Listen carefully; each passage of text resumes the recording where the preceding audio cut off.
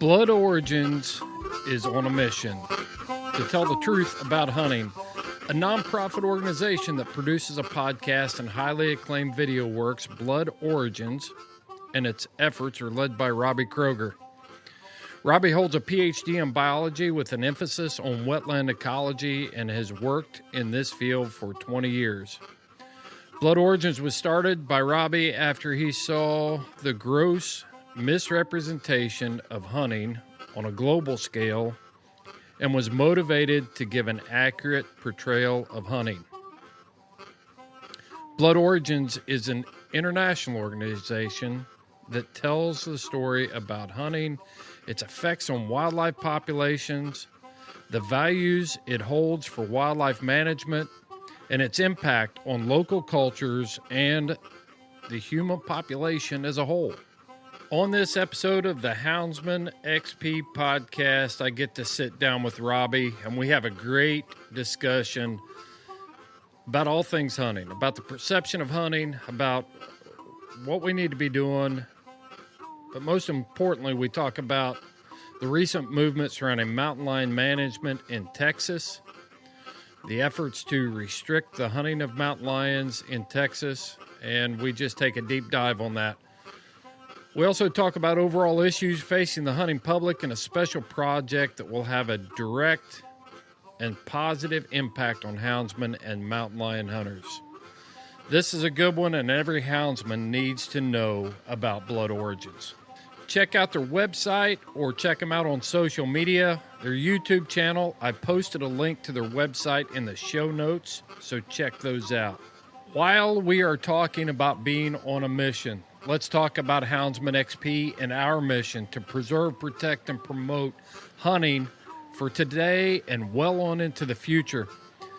You can help us support this show and keep this show going by joining us on Patreon.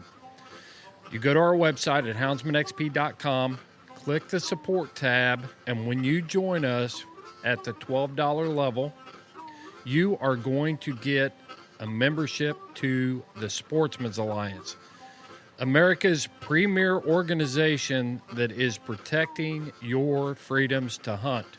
That is so important for us as houndsmen. There is no other hunting culture that is under attack more than our freedoms to be able to free cast our hounds and pursue game animals in an ethical manner. Being a houndsman is tough business, and we're under attack all the time. And you can help us make a statement that you are going to stand for freedom and you are willing to stand in the gap by joining us on Patreon. Go to houndsmanxp.com, click the support tab, and you're right there on our Patreon page. It's really easy for you to make a statement and stand up for hunting. When you go to that profile and you fill that out, make sure you put your address and all the information in there, because you're going to get other stuff too. You're going to get access to promo codes, merchandise. You know, there's all kinds of stuff. We're paying it back. We don't just take your money. We're going to pay it back. We use that money for you and your freedoms. So check us out. Go to houndsmanxp.com. All kinds of cool stuff there. Shop our sponsors. They are also in this fight with us and have sponsored this show because they believe in what we're doing. So check them out for all your Garmin needs, equipment needs, whatever you got going on. Check out those sponsors. Folks, let's get to this podcast. The Old South Dog Box is rocking, and I'm tired of talking. So it's time to get the tailgate down. Let's dump the box. It's a good thing because I just hit the record button. Just roll right in, huh? Got, yeah. Well, I always like the way you roll your podcast in when I smash the record button. Yeah, smash it, mash it, whatever, man. It's just like you gotta get the good stuff. When I always like to hit the record button right in the beginning. I've never met the individual typically that we're podcasting with, but the good stuff always happens in the beginning. The good stuff always happens in the first 5-10 minutes. And you're like, why didn't I hit record 5 minutes ago or 10 minutes ago? So I try not to even have much discussion with guests before you hit the record button, because you burn it all up and then you can never recapture it. And heck yeah, it's gone forever. Heck yeah, it's not organic. No, 100%. You're gonna tell your guests how I'm a podcast fixer upper. What? A podcast fixer-upper. I fixed your podcast. Oh, there you go. Yeah. Oh, yeah, we do. So the familiar voice. Yeah, I'm so on the uptake here, Robbie. Come on, Chris. Robbie, and pronounce your last name for us Kroger, American just hillbilly. like the supermarket. It's just like the supermarket. That's What? right. I'll tell you a funny story. I was a PhD student, very lowly paid PhD student. I think I was making $12,000 a year. And I was making ends meet by bouncing. I was a bouncer in a bar in Oxford, Mississippi. And I needed to take Christmas presents home to my family in Australia. And I was like, what am I going to get them? I've got no money. So I went to the Kroger store because my last name is Kroger. Right. And I bought a bunch of Kroger brand stuff. I bought like bricks of coffee and wrapped them in Kroger packets and gave them as gifts to everyone because everyone thought they were, this is the best thing ever. They'd get a bunch of Kroger branded stuff for Christmas. So I thought you were going to tell me like you just tried to walk out with it because you were so far down and struggling for money. It's like, hey, all this stuff has my name on it. No, I got arrested once in America. I don't plan to ever do it again. Okay. That's another story for another day. Feel free to share. No, another story for another day. Well, Robbie, I'm glad that you decided to come on the podcast with us, and you guys have been doing a lot of good work. And the organization, your NGO is Blood Origins, and I wanted to take advantage of talking to you and showcasing the work that you're doing. Thank you. At Blood Origins, and I hate to go so far back because you've been around for so long, but we may have somebody that is has never heard of Blood Origins, and I want people to know about it. So, can you give us a rundown of what you're doing and how you got started and everything like that, Robbie? Yeah, absolutely. And I'm constantly humbled when, again, people like you know about us. They know what we do. But then, there's a lot of people we're very small. We're a small non-profit now. We plan to remain small because we're not going to be pulled into the whole bureaucratic sort of juggernaut that is almost an oil tanker to move when it comes to being able to say things, do things, whatnot. So we want to stay real small and real nimble. But 5 years this October the 31st, I decided to do something about sort of the perception around hunting. I didn't have a really idea of what I was looking for. I just knew that I was interested in understanding why I was wanting to hunt more. I wanted to hear from others about like why they hunted. All I could get out of the outdoor media platforms at the time was really, it's all about the kill because it was all geared towards hunters, which makes sense. And I was raising two small boys at the time, 5 and 4, they're 10 and 9 now, to be hunters, and I wanted to explain to them. I could explain the biology behind it. I've got a PhD in wetland ecology, and I could explain the biology and the habitat and whatnot about why we would take this deer or trap this raccoon or whatnot. But I couldn't really articulate the heart of the matter because I was a new hunter myself. I'd only started hunting when I came to this country in 2006, 2007 is when I started my hunting journey. And so I just started capturing people's stories. That's where we started, really, is capturing people's stories and capturing people's hearts. And we filmed it in such a unique way that I was like, I need to film it very uniquely, and I need to film it at the highest quality I possibly could to sort of stand out from the crowd, because at the time we were thrown in to the mix with, the 1,000 other hunting shows that were trying to make a mark on the hunting industry. And though at the time I thought ourselves as a show, the fact that we got no money from anyone, we asked a bunch of people for money, they all said no to me, fortuitously. Right. We became almost this independent, authentic voice for hunters. We didn't belong to anyone. We didn't belong to a brand. We told whoever story we wanted to tell. We told influencer stories. We told big names like Shockey and Will Primos, but then we told no-name stories like Joanna Dart from Michigan, who was a Korean adoptee who became a late adult onset hunter at 26 in Michigan. Nobody knows Joanna. And And so after 3.5 years, my wife said to me, she says, Robbie, I love your passion for what you do, but I want my savings account back.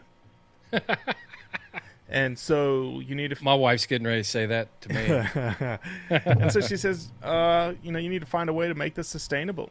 And we looked at the methods and we looked at possible models, and the best model we could think of was a non-profit, in that what we do is really educating. Because from the outset, I didn't really want. I was creating content about hunters, but it wasn't for hunters. It was for me personally. Mm-hmm. But rather, it morphed into this idea of changing perceptions around who we are, which was that perception that I came into it is that all I see is that we're killers, and then it makes sense why everyone says that you guys are just a bunch of killers, because that's all you see. Well, what about if we created content that showed the 99% of the other stuff that shows why we hunt? And so that's what we started. And when we turned ourselves into a non-profit, it opened the doors to various different types of content that we could then get involved with. So today, Blood Origins, this is a long-winded answer to your question, but today Blood Origins it's good. Is really just focused day in and day out, 365 days a year, 7 days a week, to convey the truth about hunting and hunters. That's all we do. You look at our platform, that's all you'll see. You won't see pictures of me hunting or any of our crew. We've got a very small crew hunting. You won't see pictures of anybody else hunting. You won't see product placement. You won't see pushing of brands, because that's not who we are. As I like to say, we don't belong to anyone. We belong to everyone.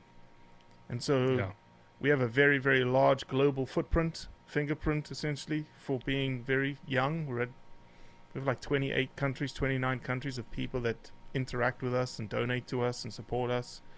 And we're just growing, and we're just thinking about what are cool stories in our field, in our space, that nobody has told before.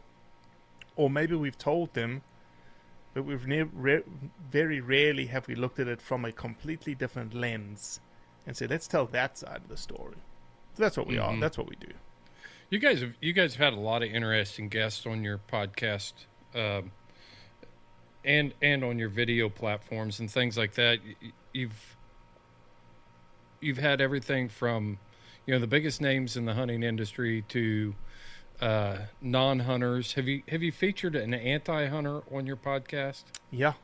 I want you to, if you haven't listened to it, and for those that are listening, if you want to go listen to a podcast to get a feel for who we are and who I am, and we have a very specific way about how we interact with people. I have the wherewithal, I have the credentials, I have the PhD to be able to explain wildlife management, wildlife ecology, population dynamics, and whatnot. I also have a very, unlike my life, I'm very patient in the sort of social media world. I'm not patient in my real world with people, and we're almost being told that we're gentlemanly in our approach to how we interact with people. And so a podcast we had with a lady called Mimo Some. She's an 18-year-old African out of Kenya who slid into our DMs on Instagram and says, I do not understand the purpose of your Instagram. And I try to explain it to her, and she goes, I don't understand hunting. I don't see its value. And I said, I can type right now. There's not enough space in Instagram for me to type what I need to type. So why don't you just come on my podcast, and you can ask me any question you want around hunting, and I will answer it. And she did. And it's an hour, 15 minutes of 40 minutes into it, you hear her literally break. Like, oh man, I had no idea. Right. I've got a vegan lined up. She's coming on. I have a social media director of a very, very, very large platform who lives in a city that doesn't get hunting. He's going to come on the podcast and do another Q&A. Just say, well, look, give me your ideas, give me your perspectives of what you think hunting is and issues, and I will answer them to the best of my ability. Yeah. Do you have an episode number on the one with your anti-hunter from Kenya? I will find it as we're talking. Well, yeah, as we're talking here, you made an impact on. I listened to your podcast, obviously, and obviously I missed the one with the anti-hunter. but I've listened to several. I've watched a lot of your videos that you've put out. Podcast number 6. It's number 6.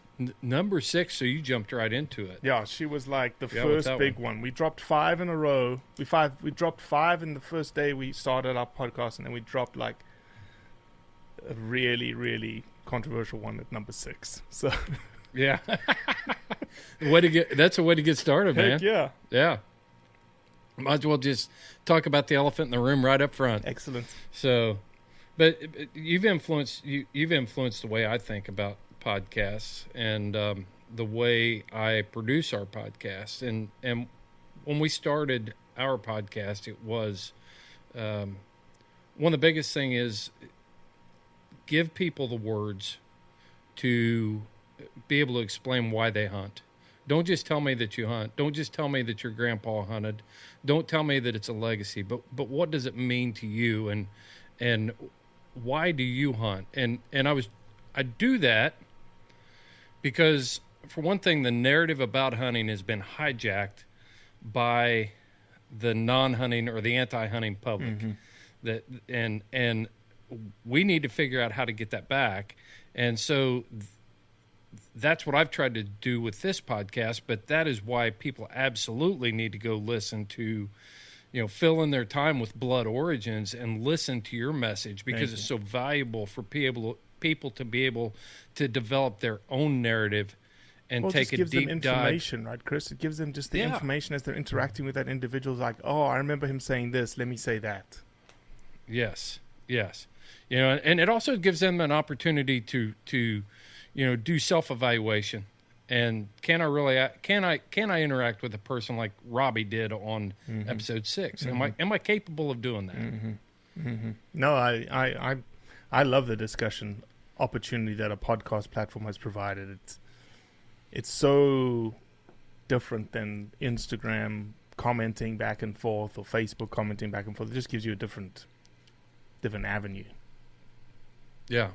So let's back up a little bit farther. I want to get some more of your personal story. Mm-hmm. Where were you born? Where did you grow up? When did you come to the United States? And give us your background, behind that PhD and things like that. Yeah, so I say I was born and raised in South Africa because it's just an easier way to explain my sort of pavement special genetics. I was born actually in Rio de Janeiro, Brazil, but moved to South Africa when I was 3 years old. So raised in South Africa. When I was 16 years old, my grandfather was a phenomenal hunter, hunted pretty much every Mecca hunting paradise this world had to offer. He was in the 20s and 30s, he was hunting Siberia and the northern plains of China and Tibet. He pheasant hunted Tibet, white-eared pheasant in Tibet. And then he moved to Mozambique in 54 and lived the heyday of Africa for 50s, 60s, and up into the revolution that hit Mozambique. But I never got to hunt. I never talked about hunting. We never talked about hunting in the family. It was sort of lost generationally. We grew up in a big city, 8.5 million people. And when I was 16 years old, that grandfather took me to the Okavango swamps, which is a delta, sort of a river. When a river hits an ocean, it becomes a delta, right? It flattens out and it sort of fans out. Well, due to tectonic forces, the Okavango River got rerouted from the coast into a desert. And so it sort of just fans out into a desert. It's called the Okavango swamps. Beautiful, beautiful system, phenomenal swamp system. And I fell in love with wetlands and swamps when I was 16 years old. And so I just studied wetlands and swamps. I did a Bachelor of Science, I did an Honors of Science, I did a Master's of Science, and then I came to the States to do a PhD. And so that's really what brought me to the States, is my studies. And then I met a 6'6", 260-pound redneck that says, "Hey, you like to go hunting?" And I was like, I guess, I don't know. And then that was that. Right. That was a pretty good Southern accent, so. It's a lot better than my South African accent, I can tell you that. Yeah. Well, that's an amazing story. And then, did you work as a professor for a while? I did. I did. I was hired as my first job out of my postdoc of my PhD. I was hired as a professor, assistant professor in the wildlife fisheries department at Mississippi State University. I did that for 6 years. And then I was hired as the chief scientist of the council that got born out of the BP oil spill for a year. So I stood up the restoration framework from Texas to Florida for the first $1 billion that needed to be spent. And then today I still work as a consultant. I still work as a environmental consultant for a company in Mississippi, doing the same work for the state of Mississippi. Yeah. Well, in all your adventures, getting down to blood origins type stuff, is there anything particular that's kind of been a highlight for you within your work with blood origins since you started that organization? I think we're just grateful for the people we get to meet. We get led into people's lives through their stories, and every single time I'm blown away by what we can get out of people and what they allow us to see. Like even in the first season, we were grateful enough to be contacted by Will Primos to a guy called Cuz Strickland. Cuz Strickland, I know, just an old school, the grandfather of hunt filming industry kind of deal. Right. And I had my father with me who passed 2 years ago.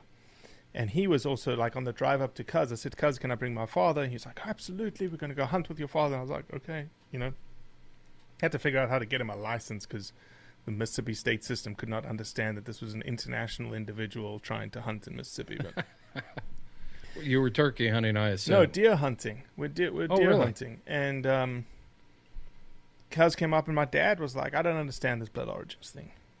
I was like, all right, don't worry. You'll see. You'll see what it's about next 2 days. And so my dad hunted with Cuz and hunted with me, and my dad shot a doe, and it's the only time my dad and I have ever hunted together. And Cuz gave me that opportunity, gave me that memory. And then we filmed Cuz, and Cuz's story was, if you haven't listened to Cuz's story, Google, Cuz Strickland Blood Origins. It's emotional, it'll wreck you, it'll pull at your heartstrings, it'll make you cry. And after that was finished, I turned to my dad and I walked up to him. He goes, now I understand.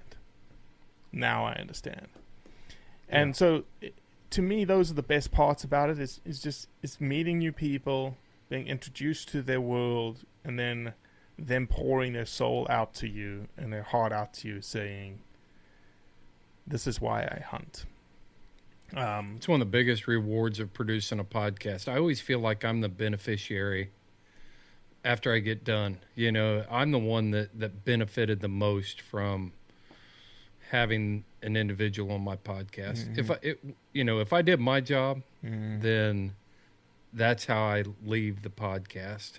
Done. When I push that stop button, it's like, wow, what a story. No, man, it is. That's the best part about it. Obviously, seeing cool places around the world, and I'm slowly learning to just slow down a little bit. I'm not the kind of guy to slow down, but I'm learning to slow down and maybe take a couple of days to smell the roses a little bit, or even hunt, because I'm tending to lose the thing that I'm fighting for every single day. Like in 2021, I think I calculated that I only hunted 3 days total. And none of those days were with my boys.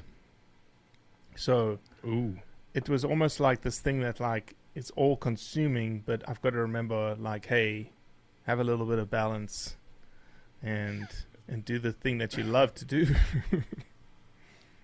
One of the things that I've shared before is, I have the bully platform here among Houndsmen, and with the podcast and stuff, but a lot of times the things that I talk about or I want to discuss are things that I've learned in my life, and I don't want other people to make the same mistake. So when you tell me about you're only hunting 3 days and none of those days were with your boys, I can relate to that because I remember the day that my son decided that he didn't like hunting with hounds anymore.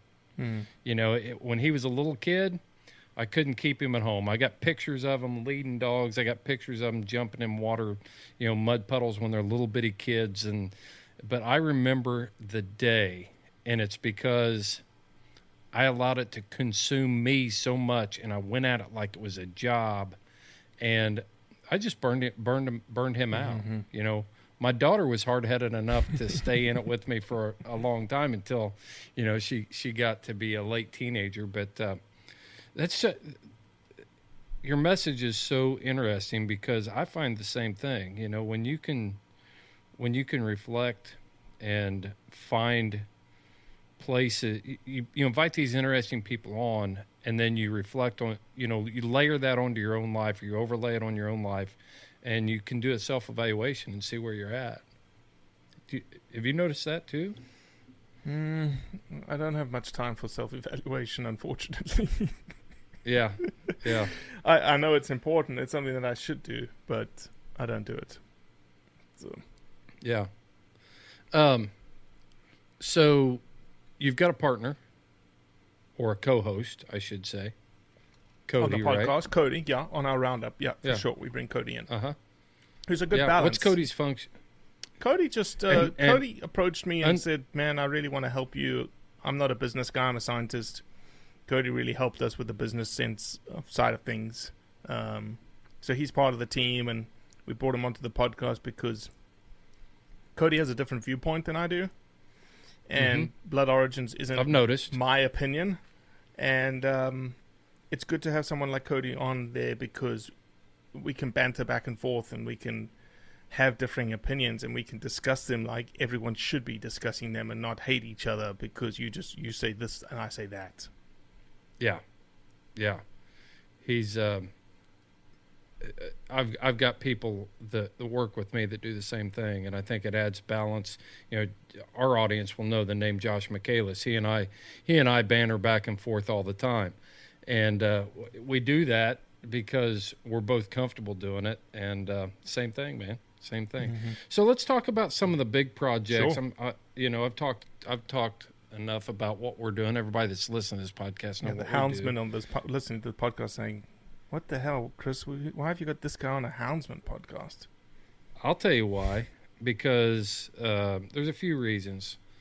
I think the messaging that you guys have of being able to talk about hunting, explain why we hunt, is something that we've been lacking in the hound hunting community, and we covered that. But also, you had a very interesting guest on a couple weeks ago, and as a result of your podcast, I actually spent money on Amazon Prime to watch the film of Deep in the Heart. Deep in the Heart, done by Ben Masters.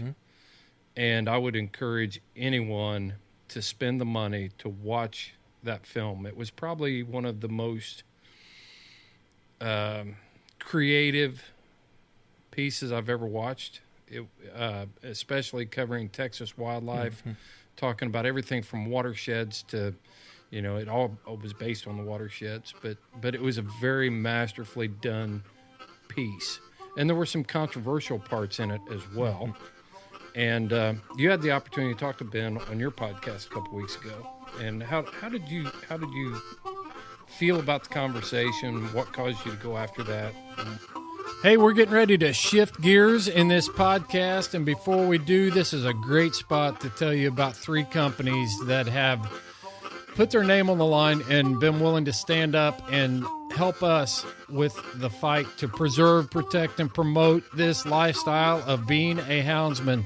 You can find all of our sponsor companies on our new website at houndsmanxp.com, but let's talk about those companies. The first company is Dogs Are Treed, our longest standing sponsor of this show. Kevin and Nancy are serious about the future of houndsmen and the future of hound hunting. Not to mention the fact that they are producing the highest quality gear in the industry, from tie-outs to leashes to paws are protected, dogs are hydrated. It's all stuff that you can find on their website at dogsartreed.com, or you can go to our website, hit the link, and boom, you're right there. You'll also see these products popping up at youth events, at state organization events, water races, field trials. They're donating their products because they believe in this lifestyle. And when you shop with Dogs Are Treed and you enter that promo code HXP 20% off, you're supporting this show so we can stand in the fight. Together, we're standing there together. So another company that I want to talk to you about is Cajun Lights. L.W. Nixon is just a super guy. He's straightforward.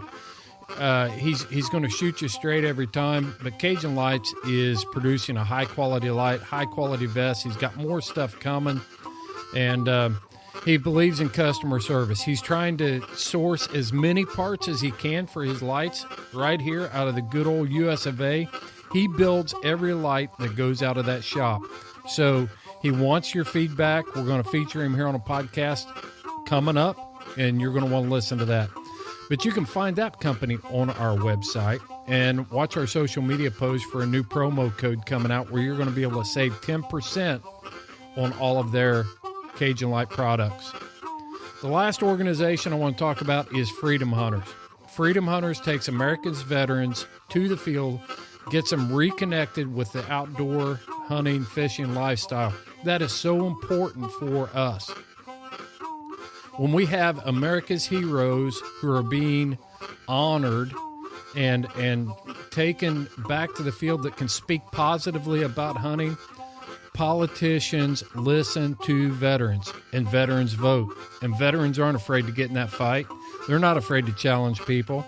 So if you have not contacted us about hosting a Freedom Hunters event this fall, man, you need to get busy and get with us. Our calendar is filling up. We got a lot of stuff going on. But you can find out all that information by going to freedomhunters.org. And you can support them there, or you can register for an event there. Or if you want to make it a one-stop shop, we've got that organization's logo. We got Freedom Hunters on our website. Click on their logo. Boom, you're going to go right to their website. You can take care of business. Do that right after this podcast. Let's finish it up with Robbie Kroger and talk about some blood origins. And look at that. Well, blood origins, we like to seed ourselves, and I think it's no stretch to say this, that we seem to be almost like the spear tip when it comes to hunting issues in America and around the world. Like when something controversial happens, a lot of people look in our direction and saying, what is Blood Origin saying about it? Because of how we speak and how measured we are, and how we think a little bit more about things than maybe most people would. And so coming out of deep in the heart, a coalition was formed in Texas called Texans for Mountain Lions, and Ben Masters was part of it, in which they sent a letter. Did he found it, or was he just part of it? He probably was part of the founding members. They don't really articulate who the founders are of it. Mm-hmm. But there's, half a dozen to 8 individuals, I think, that are part of that coalition. And they sent a letter, a petition to Texas Parks and Wildlife Department with 5 or 6 requests. The first request was for a population survey of mountain lions in the state of Texas. There is no good data, good estimate on the lion population in the state of Texas. Every hunter should say, yes, we need that. We need better data so that we can manage the population better. Totally agree. Then they started running down some rabbit holes that people got a little wrapped around the axle on. There was one that was, and here's where the controversy starts, is that if you ask the Houndsman community in the state of Texas, they actually agreed with most, if not most of the pieces of the coalition. If you ask the trapping community was very much against all of it. Right. How did the ranching community feel? I think they split even, right? Because they live in both the Houndsman and the trapping world. And so the big sticking point was that Ben Masters called for a complete halt to the current hunting system and put in a quota of only 5 mountain lions a year. That may seem like a lot to your listeners, but it was almost saying, they were saying with one hand, there is not enough data on mountain lions but on the other hand saying, well, this is what you should be doing. And everyone said, well, where's the data to defend that point? Mm-hmm.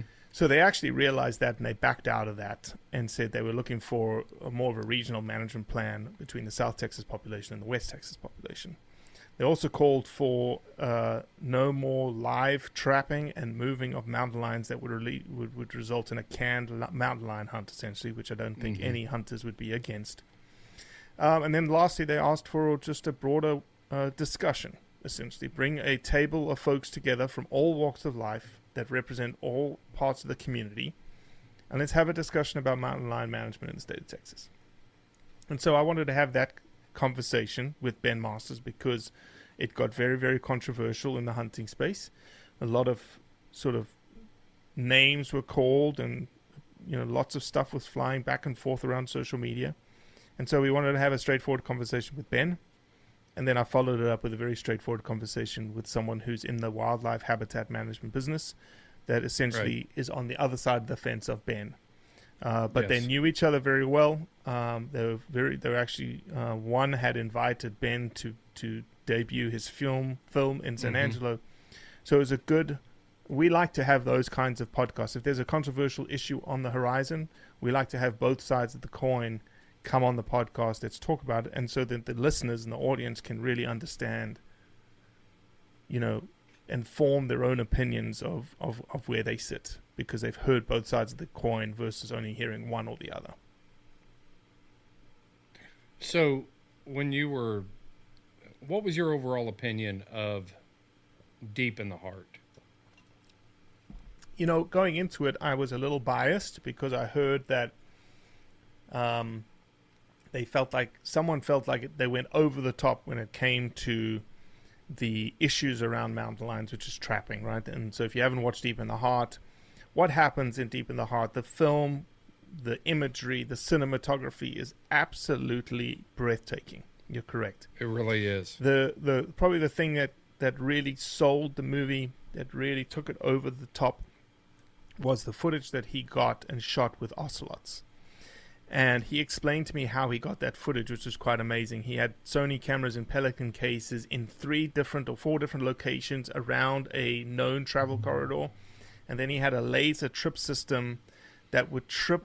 The laser would trip the power to all the cameras to fire up all the cameras, and they'd all start filming at the same time. So that's why you see all these different angles of ocelots, which just changed the sort of footage around that animal.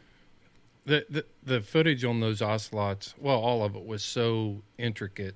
I mean, it was almost like it was done on a controlled stage in captivity. I mean, angles and it's a video masterpiece. It's a beautiful film. It's narrated by Matthew McConaughey.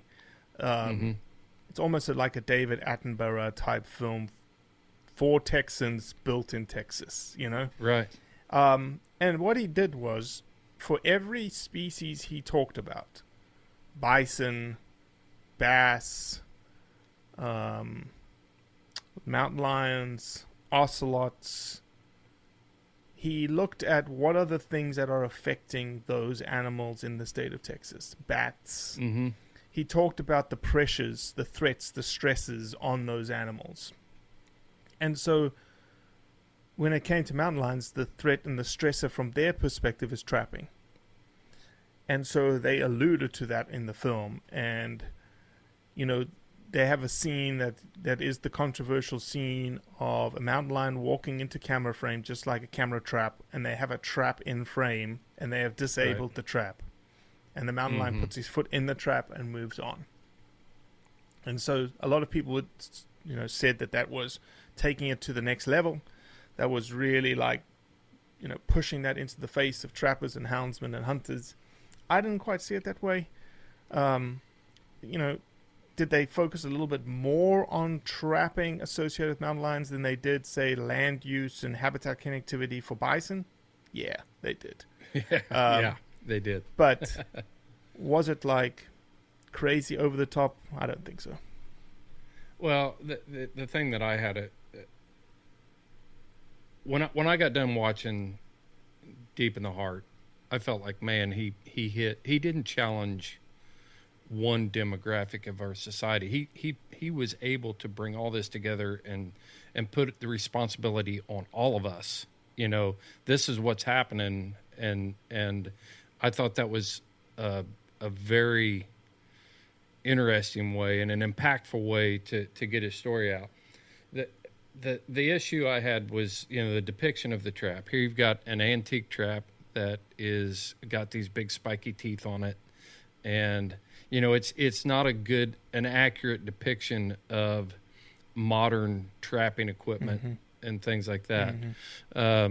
So yeah, I mean, it was when he started down that path, it was kind of like, okay, but the rest of the messaging and everything did an outstanding job, 100% on telling the story. So,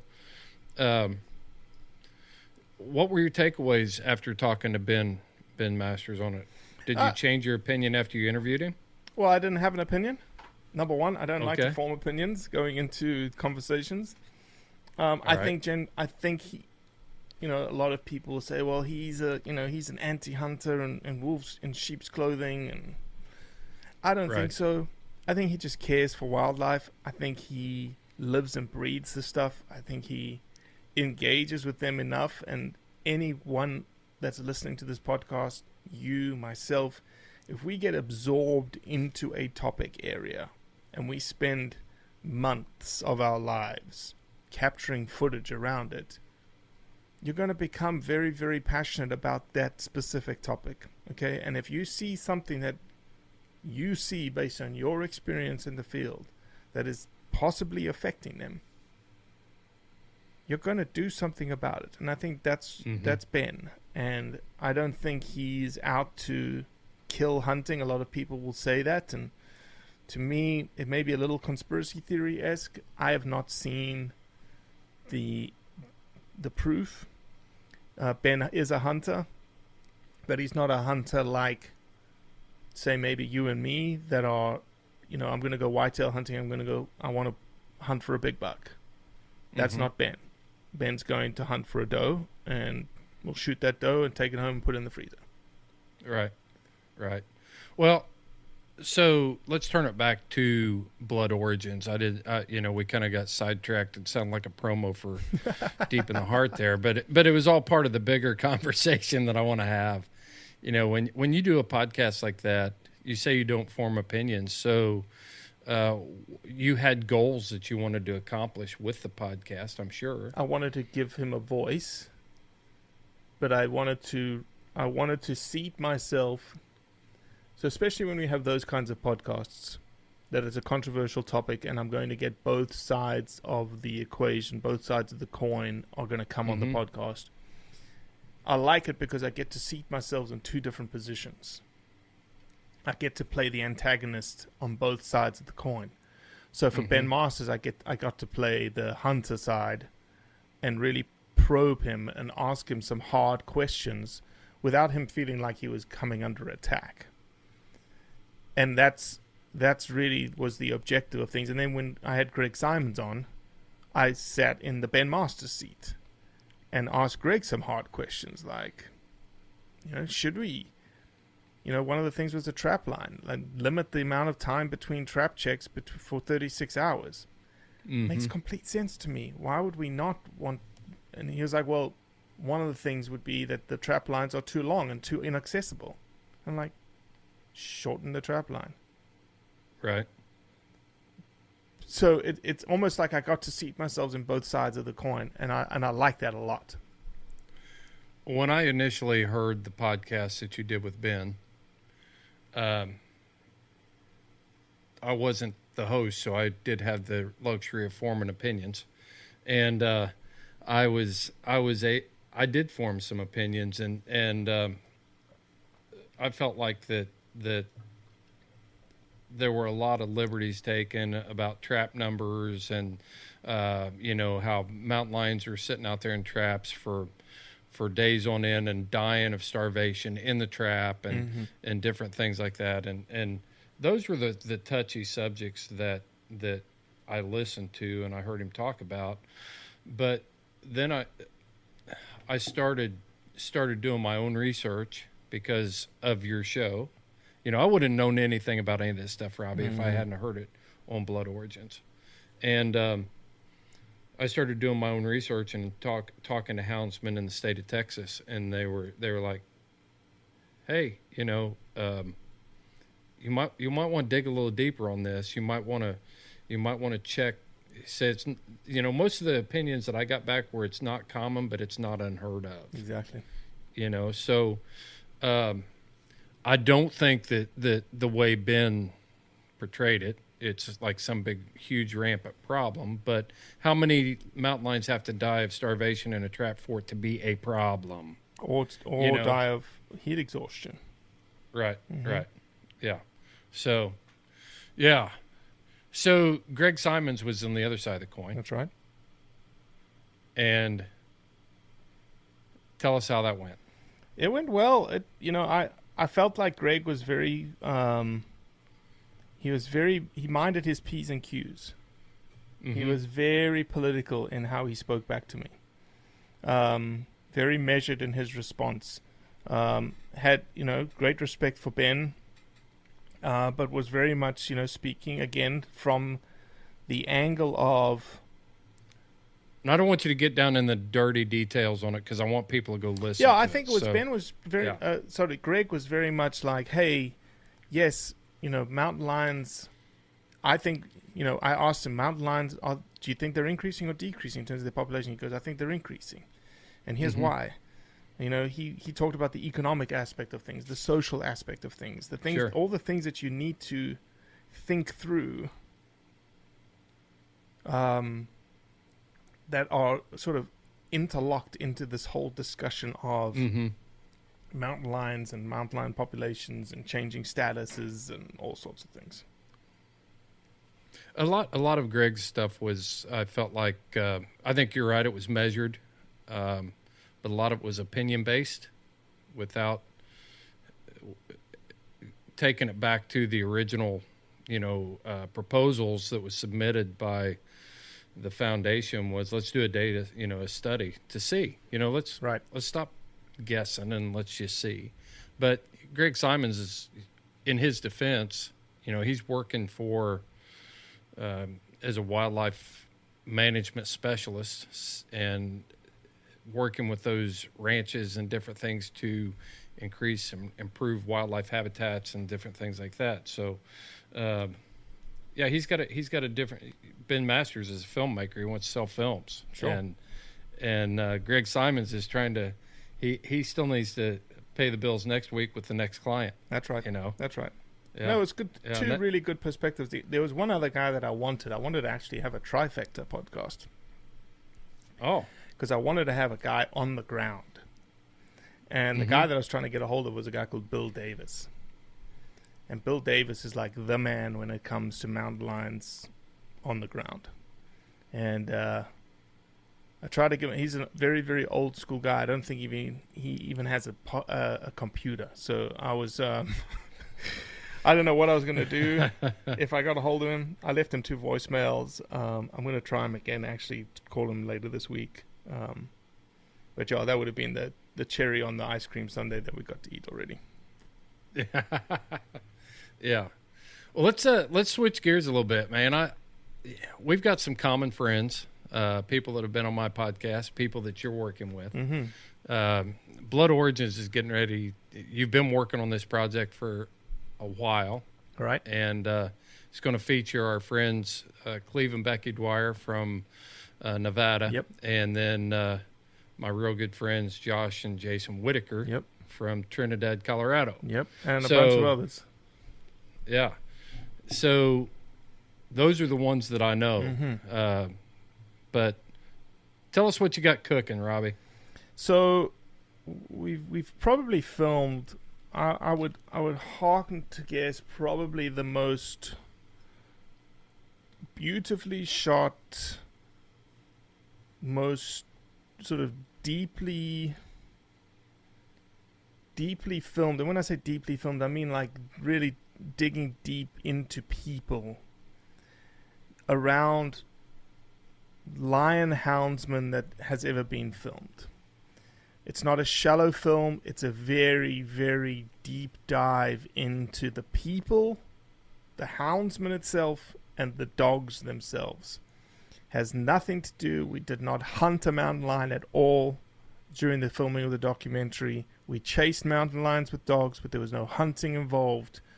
You're not going to see a lion die. You're actually only going to see You're only going to see puppies being born, and you're going to see dogs dying. Because to me, those are the elements that really draw in someone that doesn't understand hunting. So this film is being built not for hunters. It's being built for non-hunters. Lionheart will be, hopefully once we get it put together, we'll go on a tour of non-hunting film festivals around the world. The first port of call is going to be Sundance, the top of the top. And we feel like we've got the cinematography and we feel like we've got the narrative to really make an impact in that arena. And really the reason why we built Lionheart was I got a call from Josh and Jason's cousin. I can't remember the guy's name. He's going to shoot me for not remembering his name on your podcast.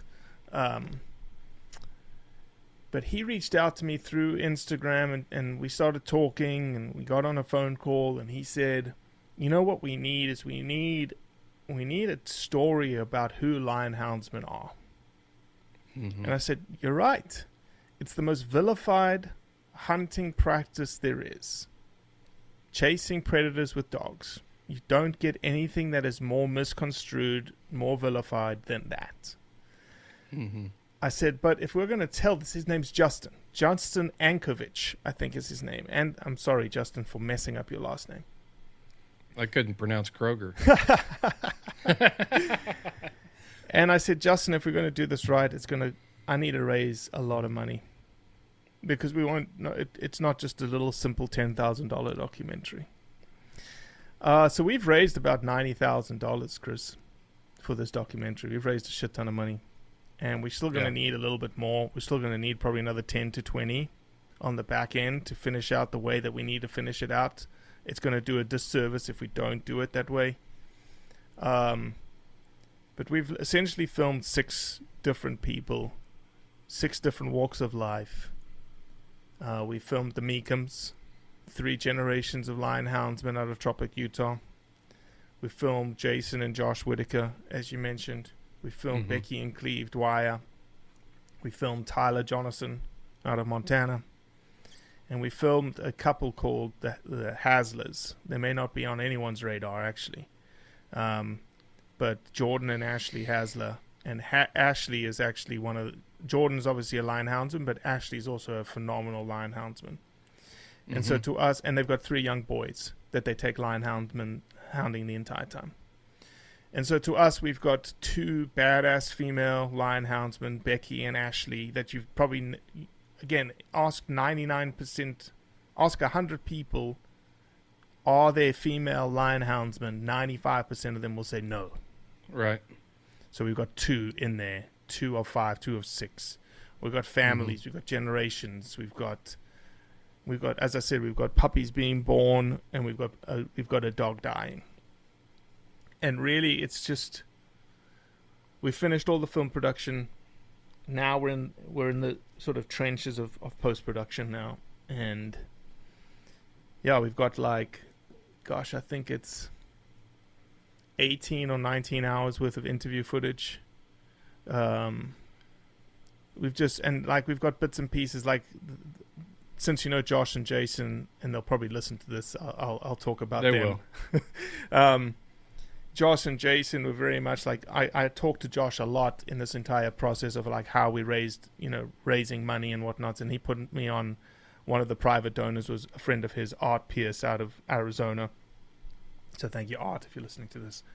But Josh was very much like when we sent the cameraman out, he's like, well, I don't know if I'm going to be able to, I'm not very good on camera. And then after they left, he was like, I hope they got what they wanted. I just, to me, just, Josh, he's just, super humbled individual and whatnot. And according to the camera guys were like, Josh would be saying to him, well, I don't talk very much. And I don't, And my cameraman were like, all right, well, we'll see. We'll just see how it goes, And when you watch, I may actually send you the teaser if you promise not to share it, of the Whitakers. I will not share it. I've got to see the one of it is Jason incredible.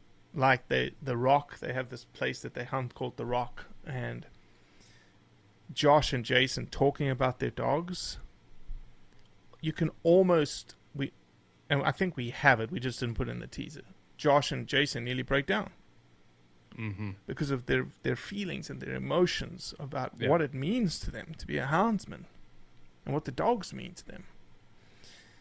And when I sent it to Josh, he's like, "Man, I don't remember saying any of that." He's extremely. I had him on the. Josh has been on the podcast twice.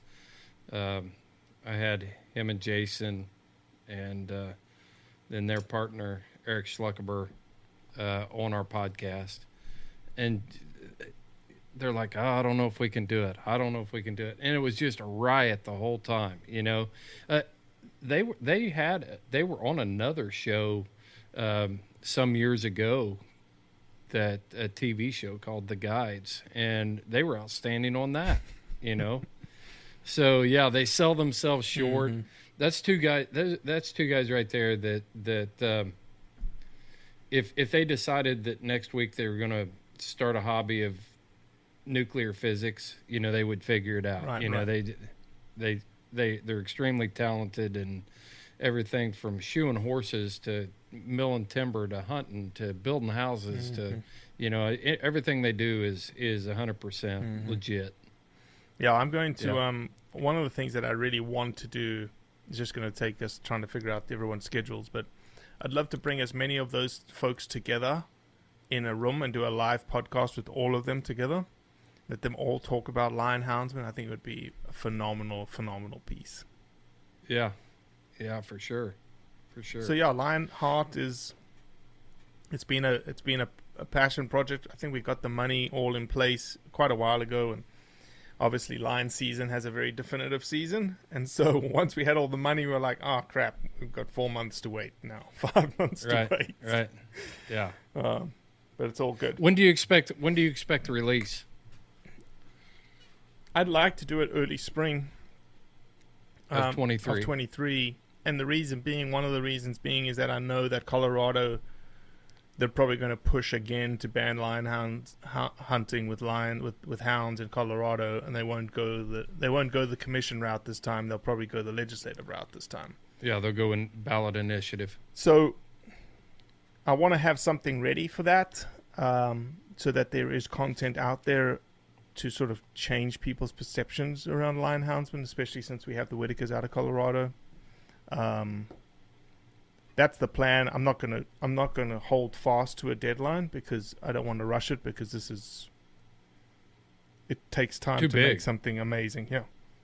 Yeah, it's too important to rush it. Right, for sure.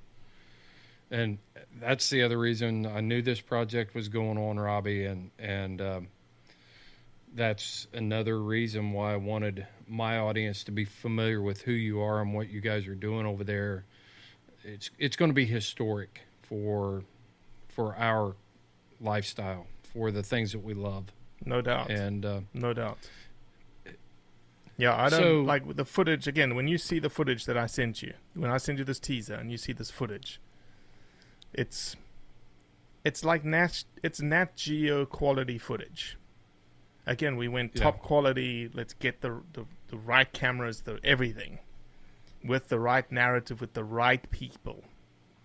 Did you release a teaser with Cleve and Becky? We did, an initial teaser, and it went crazy. Right. It was that was before the time of reels and whatnot, and I think it had like 11,000 views or something, 12,000 views on Instagram. So it was amazing. It's going to be a great piece. And that's exactly. It just plays into what we're trying to do too. Don't just tell me that you hunt. Tell me why you hunt, and you're diving deep into that personal story. We get villainized so much, It's just like stereotypes.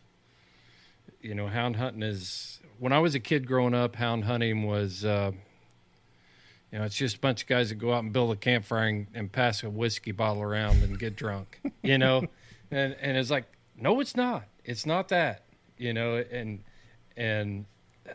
all of our houndsmen are also, a lot of them participate in the study work side of it, the scientific data collection. Yep. And what's his name? Bart? Is it Bart Gregory? Bart George. Bart George. Yep.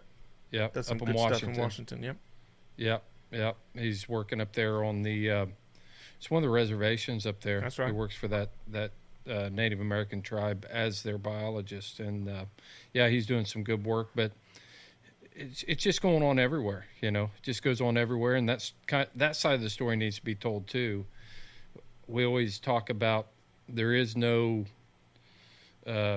group of people that have more invested in hunting or in wildlife than hunters.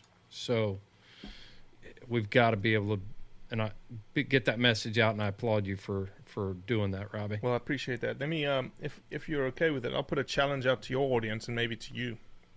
Sure. It's one of the things that, and I think houndsmen get labeled the most around this topic, is that the use of hounds makes the hunt easy. The use of hounds makes it less fair chase than what it should be. Okay? You've heard this before. The challenge to your audience... Even from other hunters. Yeah, exactly. Yeah. So here's the challenge. I want to prove that it's not. How do we think outside the box to create content that shows that a hunt with hounds is not easy? That's what I'm after. Mm-hmm. That's what we should be portraying. When someone says, oh, hunting with hounds is easy, I want them to be able to point to something and goes, is this easy? Is this easy? In an 8-hour span, and I think this kind of data is very, very accessible. In an 8-hour span, I walked 12 miles, I climbed and descended 8,000 feet, and I didn't even get a line. Mm-hmm. I bet you 50 of your line houndsmen could send me that data, and I could take an average. I could make a statistical average of a typical day in the woods. Yeah. Do you just want to focus on the lion hunters, or do you want to do something on bear hunters? All of it. All of it. It's all tied in with someone saying that it's easy. How many bears did you?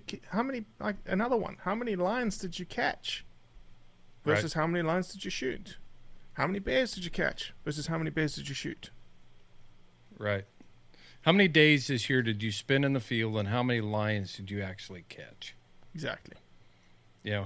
We can record all that information. I want it all, and we will build badass infographics about it. Let's continue the conversation, but we can capture all of that if we had people that were intentional about it and would keep records. Every time I turn a hound loose, every day, I can record how many miles that hound travels. Yeah, but I would say it's more important to know how many miles you traveled. Well, I can do both. Mm-hmm. You can do both. Mm-hmm. You can record track distance that I walk. Mm-hmm. You can record track distance, but it's bigger. It's bigger than just how many miles I walk that day. When you look at what it takes to get a hound to the point where they can actually achieve the objective of catching game, you're starting. For me, breeding performance hounds or hunting hounds, that I'm thinking about what my next litter is going to be next year, and I'm considering what genetics I want to bring in and how I want to mix that up. So I've got time spent in breeding the hound that I'm going to raise. Then you've got the time of raising that puppy and training that puppy, and that's what we're all about, is talking about all of that stuff and get him to the point where they can go to the field, and then the time you spend in the field honing their skills. And that doesn't even include the number of years it takes you to master or get good at catching lions or bears, where you need to put your hounds, things like that. It would be very hard to measure, but for anybody, I always talk about it like this. I've hunted everything that was legal to hunt over the years, and everything from waterfowl to deer to lions to bears. And deer season is coming up, and I'll break out the rifle here in a few days, make sure we're zeroed, and I'll go deer hunt. Mm-hmm. There's no... my hounds take 365 days a year, care, training, all that, plus the investment that I make in order to go out and do this is far more than it is for me deer hunting. Mm-hmm. You know, mm-hmm. it just is. So, yeah, it's no comparison for me, and just the investment alone makes it difficult at times. You know, both physical investment and the financial investment. Sure. Yep, for sure. Robbie, you got anything else you want to leave us with? Let's just lay it all out there. Where's your website, and where can people see some of these dynamic videos you put out? Well, I mean, they're amazing. The content's amazing. Where can people find that stuff? Just Google Blood Origins. We're everywhere, essentially. You can find us on YouTube. You can find us on Waypoint TV. We're going to be on Carbon TV here soon. We'll be on My Outdoors TV soon. Instagram, Facebook, Go Wild app, you name it. Just Blood Origins. We put our content pretty much everywhere so that we can reach the maximum amount of people, because people digest content very differently in different ways nowadays. And I think the thing I'll leave you with is two things. Number one is, I know that the content that we create is not sexy to you as a hunter because it doesn't show anything dying. But it's very, very important to the non-hunting majority to see who you really are. So you have to share good content. It doesn't have to be Blood Origins content. It just needs to be good content that shows who we truly are as hunters and what hunting is doing for people, for wildlife, for economies, for communities all around the world. I know it's not sexy, I'll say it again, but you have to share it because your circle of influence is made up of hunters and non-hunters and even anti-hunters looking at it. And so you have a responsibility to share good content with your communities. And so that's what I'll say, share your content. And then if you can't share the content, then I will say the last thing is, when you decide to post your content, when you decide to comment the next time on someone's post, or you're going to create a comment about your own post, or you see someone say something inflammatory about you or hunting or whatnot, before you do anything, I want you to think. I want you to take a step back, and I want you to think, because thinking is going to save hunting. I want you to think about what you post. I want you to think about what message is it saying. I want you to think about, how am I going to respond to this individual in a respectful way. I want you to think about, if I respond to this individual, that it's not just the individual I'm trying to respond to, it's the 10,000 people who are going to watch me interact with that individual or going to read my comment. So if you just took a moment to think, hunting will be taking a long, long way forward in sort of keeping it around for our kids and our grandkids one day. Good information, for sure. We think we're just talking to one person. I was listening to a podcast the other day, and Mark Zuckerberg was on there. He was the guest. There's 3 billion people on Facebook. Incredible. With a B, billion. Half the planet. 3 billion. Half the planet. Unbelievable. Yeah, that's unbelievable in a lot of ways. But that's how far our reach can be with positive messaging, with when we think about what we're posting and how we're posting. Good message, man. Exactly.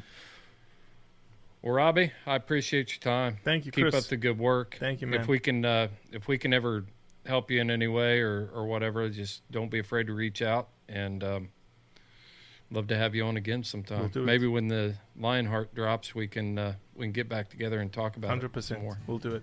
All right. Well, thanks a lot, Robbie. I appreciate Cheers, it, man. Thank you.